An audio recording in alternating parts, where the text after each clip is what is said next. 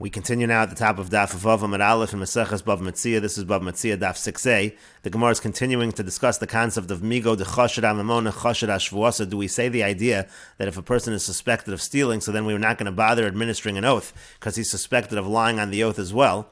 And so the Gemara continues via lahad amar Rav Nachman. But what about that which Rav Nachman said? He said mashbiyan oso shvuas heses. Let's say you have a person who's not a moda b'mixas. He completely denies the claim against him. So the halacha is, even though on a doraisa level there is no shvua, there is no oath, but there's what's called a shvuas heses, an oath of incitement. It means to say to incite him to tell the truth. That's a shvua midrabanan. So over there, if we held of the concept of migo de chashad amamona chashad ashvuasa, why are we giving that shvua? Namely, we should say migo de chashad amamona, since he's suspect of stealing the money, chashad ashvuasa, he's also suspect in terms of the shvua.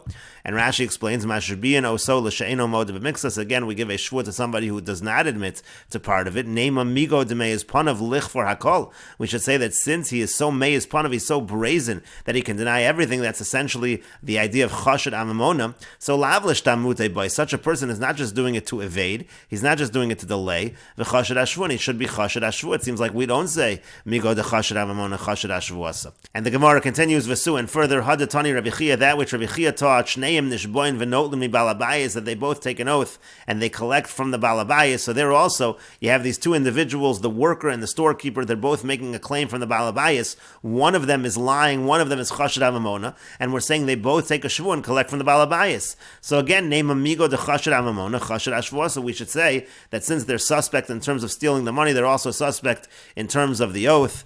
Rashi says shneim nishboim gabe chenvani al pinkas. So this is the case we had earlier of the storekeeper with his ledger. Again, the storekeeper, he says that he paid the wages to the worker on behalf of the balabayis. So he says the balabayis owes him money. The worker also says that he never got his wages, and so the balabayis owes him money. And so over there again, both of them take an oath and they collect from the balabayis. Now Rashi does point out, v'koshali, it's difficult to me. Why is it that we're abandoning the Mishnah and instead we're bringing a Bryce over here? This really comes from a Mishnah. That's a side question, but the point over here is, why don't we say migo de chashad amamona chashad ashvuasa? And the Gemara continues v'su, and further hadamar Rav Sheshes, that which Rav Sheshes said, shalosh shavuos mashbiyan oso, said the person has to take 3 shvuos. Shvua shalo pashati bo, he has to take a shvua that he was not negligent. This is talking about by a shomer, by a watchman. Shvua shalo shalachti bo yad, also a shvua, an oath that he didn't use the item in an inappropriate fashion, he didn't misappropriate the item. And shvua she'ena b'reshusi, and he also takes a shvua that it's not in my reshus. So with regard to all of these shvuas, again we should apply the rule of name amigo de chashad amamona chashad ashvuasa. We should say that since he is suspect in terms of the money, he's also suspect in terms of the oath.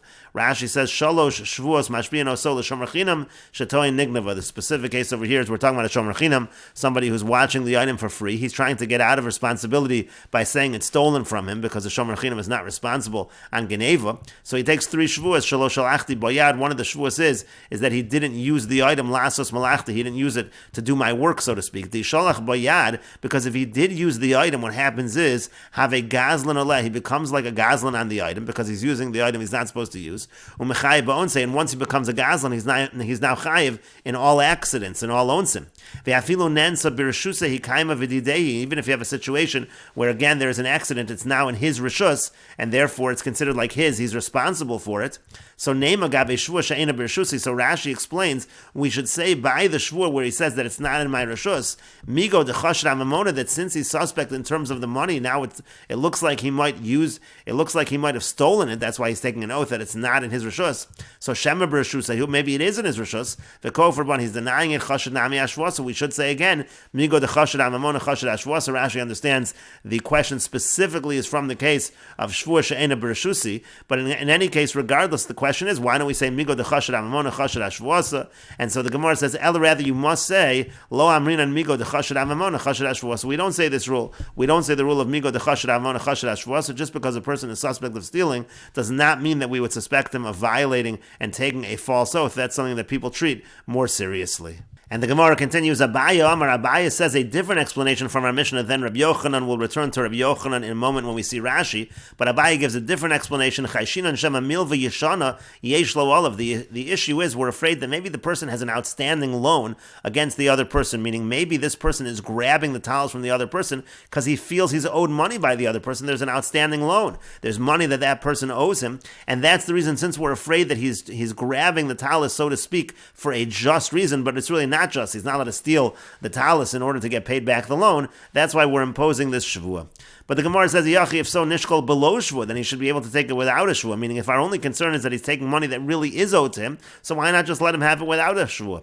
And so the Gemara says to that, ella rather, chayshin and shema safik mil v'yashana yesh lo olav. What the issue is we're concerned that he's not for sure owed the money. There's a doubt of a loan, of an older loan, an outstanding loan that he has against him. So he's not really allowed to be taking a talis because of a doubt, and that's why we have to impose the shvua. But the Gemara says, why don't we say that if the person is willing to grab money with a doubt, it might be stealing, but he's willing to do it, so he'll also take the shvua out of a doubt. There's a doubtful situation over here. He's willing to take that shvua, even though it's a doubt that maybe that's going to be a false shvua. And the Gemara says to that, Rav Sheshes Brei Ravidi, Rav Sheshes, the son of Ravidi, says, Parshi inshi misafik shvua. People will separate themselves from a doubtful situation of a false shvua, below parshi misafik mamona, but they won't separate from a doubtful situation when they think they might be owed money. My time, what's the reason? Mamun isi b'chazar, because by money you can always return it. So that's why the person is really not such a ganav in terms of the money. He's taking it, he thinks he might be owed the money, and if not, he'll return it later. But shvua less b'chazar, but he can't retract the shvua, and therefore a person will be much more careful. So if we impose an oath, we administer an oath, he's not going to be willing to take the oath, even if there's a doubt in terms of that oath. And Rashi explains, Abaye says, Taima de Masnisin lav kid Rabbi Yochanan. The reason of the Mishnah is not like Rabbi Yochanan. Again, Rabbi Yochanan said that the reason of the Mishnah is we suspect that people will actually go around and just steal the talesim. And therefore, that's why the Gemara got involved in the whole issue of Migo de Chashad Amamon Chashad Ashvuas. If we're afraid over here that this person is just stealing the talis, that's why we're giving the shvua, but we should suspect him of stealing. We should likewise suspect him of taking a false oath. Abaye is saying that's not the reason of Rabbi Yochanan at all. Do you have a Chashad Lana Holich V'tokef Betalis Chavei Rochinam? Because if we actually suspected the person of going ahead and grabbing a talis of his friend for nothing, Havilan Chashad Ashvuas, such a person would be suspect of taking a false oath. We wouldn't even bother to administer to him an oth. Rather, according to Abaye, the issue is that we're afraid there's an outstanding loan. Alzan, this person, he realized the guy forgot about the loan, he's not going to pay it. He's just going to deny it. And so therefore he's going to go grab the talis. And he's going to take an oath that he has the value of half because he really is owed that. It really is his talis. Because even the cloak upon him, upon the guy's body, is really meshubed. There's a really a lien on it that it's owed to him. So therefore, he essentially really is taking a shvua. It's a true shvua because he really is owed this value of the talis. But the Gemara said, "If so, what's the point of giving him the shvua? If nothing was owed to him, he wouldn't grab it. He's only grabbing it because he really is owed the money. There's no point of giving him a shvua in that case. Nishkala below shvua. Let him just take it without a shvua. Ligvos mil v'shalo. Then he should collect the loan that is owed to him." And finally, the Gemara said, "V'lo parshi misafik mamona." A person won't necessarily separate from a doubtful situation where he might be stealing, as the Gemara said, because he's able to return the item. But if he's certainly stealing, the person will separate. And if you have a person who doesn't care about vadai stealing, about certainly stealing, such a person is also going to be suspect in terms of taking a false shvua. And the Gemara continues at the two dots. Boy, Reb Zeira asks the following question: Takfa echad b'fonenu. If somebody grabs the talis right in front of us, mahu, what's the halach in that case? Rashi explains, Takfa echad hotzia miyad chaver bechazaka. He grabs it from his friend with strength. Vareikula biyado. Now it's entirely in his hand. Kodem shenishbu, before they actually take the shvua. So what's the halacha? And the Gemara clarifies, Hechidam, what exactly is the case? If the other party is quiet when it's taken away from him, he's essentially admitting to the other person that it's yours. That's an admission. And if the person is screaming, if the person is protesting, what more could he do? There's no reason we should award it to the other person who grabbed it if the other person is protesting. And so the Gemara says, lo no tzrich, it's necessary. The shasik meikar, the case is the person was silent at first, and then he started protesting. So what would be the halach in that case? On the one hand, we could say from the fact that he's silent, he is admitting to the guy. Odilmar maybe Kevan de Katsavach, since he's screaming out, Hashta right now, Egloy Milsa the hide the Shasuk Meikar, so it's clear the reason why he was quiet at the beginning, Savar Hakachazule Rabbanan, because he thought the Rabbanan see what happened, there's no reason, there's no need for me to protest, so what would be the halacha in that case? And the Gemara continues, Amar of Nachman says, Tashma, come and hear the following proof. The Brisa says, Ba'med Devarim Amurim, when is this true? Sheshneim Adukin Ba, that's when they're both holding on to the talis. Aval Hoiza Talis Yotzim Mitachas Yadu Shalechad Mehen, but if only one of them is holding the talis, then the halach is Hamotzim Mechaveru Olav Araya. Then the halach is that whoever's holding it, he has possession. The other person, if he wants to get it, he needs to bring evidence, he needs to bring witnesses. Rashi explains, Yotza Mitachas Yadu Shalechad Mehem, Yotza Lifnei Bezim Mitachas Yadu Echad Shu Levado. You have a case where one person is holding the talis, the other person is claiming it, but he's not holding it at all. So then, of course, the person not holding it, haraya, he needs to bring the evidence. Rashi says, be'edim, he needs to bring witnesses. And so the Gemara wants to clarify what exactly is this brisa talking about. Hechi dami, what exactly is the case? Inema kidikatani. If you say the brisa is exactly what it says, that's what it means. As Rashi says, kidikatani shazel levado achas bova. One guy is holding the talis and walking into bezin, the other guy saying it says he's not even holding it. If that's the case, kidikatani, again, as it's written, so pshita, that's too obvious. We wouldn't even need to say such a halacha. Of course the halacha is hamotzi mechaver olav araya. So ella, rather you have to say shetakva echad b'fanenu, that the case is exactly our case. One of them grabbed it in front of the other, and we see in this situation hamotzi mechaver olav araya. We see that the person essentially who grabbed it is the one that's considered to be in possession. As Rashi says, it's exactly our case, where the person who was taken away from was silent at first, and then he screamed, then he cried out, and apparently we're saying, we're basically saying the fact that he was silent at the beginning is considered to be an admission. And the Gemara says, Lo no hachamay, and here what is the case? The case is as follows. They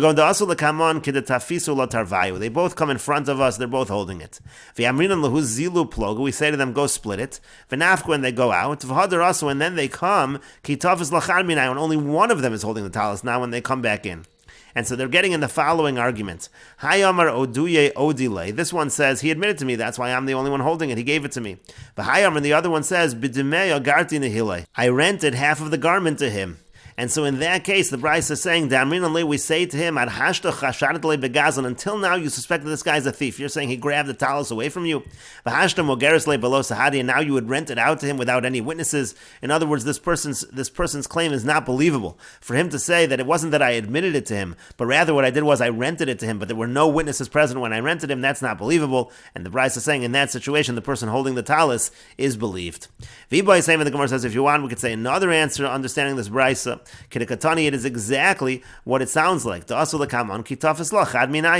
the case is where they're coming in front of us and only one of them is holding the talis. The question then was, if only one of them is holding the talis, seems so obvious that it's Hamotzi Mechaver Olav Araya. But the case is V'idach Misrach Basaruchi. The other one, he's just holding the fringes of the talis.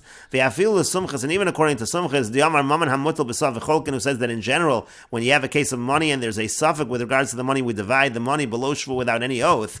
But Moda Sumchas would admit in this case to Sir Chalav Klumi that holding the fringes is nothing, and therefore the person who's really holding the talis, he is the one that's considered the one that has possession. The other person needs to bring evidence. And Rashi explains, Afilu l'sumchas, even according to Sumchas, Klamar, what this means to say is V'aliba de Sumchas. We're really following Sumchas over here. The Mekel B'chaluk, in general, he's lenient when it comes to dividing. V'lo matzrach afilu shvua, he says divide, you don't even need a shvua. But Itzrach lashmin, and here the Brisa needs to teach us, that in such a situation, Modi Sumchas Ta'afilu b'shvua lo shakal. Sumchas would admit that even with a shvua, this person who's only holding the edge of the garment can't take anything. To halav maman hamutal b'safak, this is not even considered to be money where there is a doubt, the sir chalav klumi, because holding the edge is nothing. Ve'ein shor shachad lefanech. It's not like a case where you have a shore that's shechted right in front of us. V'lo dami lenimsa ubra b'tzida. It's not like Sumchas' case where we find this offspring on the side. We don't know if the offspring was killed by the goring animal or if there was a miscarriage beforehand, it died beforehand.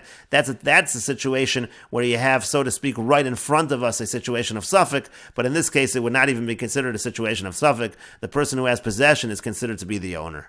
And the Gemara continues, Im Tim Salomar, if you say, Takfa Echad B'fanenu, that if one person grabs it away from the other in front of us, Motziano Sam Miyado, we take it away from that person who grabbed it. So then, Hikdisha Ena Mekudeshes, the same would be true if he tries to be Makdish the entire talis, it's not going to be Hekdish.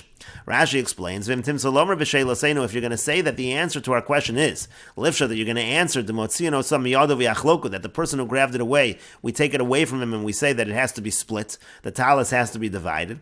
So then the same thing would be true by Hekdish. Hikdisha below takfa. Let's say the person would try to be makdish the entire talis. Eina mekudeshes. It's not going to be hekdish. To lo olam hikdisha mitakfa. Certainly, making it hekdish is no better than taking it away from the other person. Just like taking it away is not effective, making it hekdish is not going to be effective.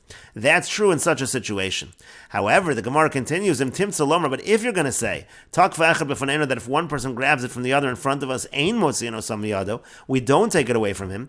So then, hikdisha below takfa mao, then we really do have a question. If a person is makdish the entire talis, but he doesn't grab it away, but there's a halacha, there's an idea that amirasol legavoa kimisirasol lehadyu. When it comes to anything that has to do with hektish, if you just say it, if you just verbalize it, that's the equivalent of doing something physical, of a physical kinyan, when it comes to something that is not sacred, that is not hektish. And so therefore that's why the Gemara is asking, if you're saying that grabbing it away is effective, so maybe hektish also should be effective, because the concept of making something hektish is the equivalent of a physical act of grabbing it away. That's essentially what the Gemara is saying.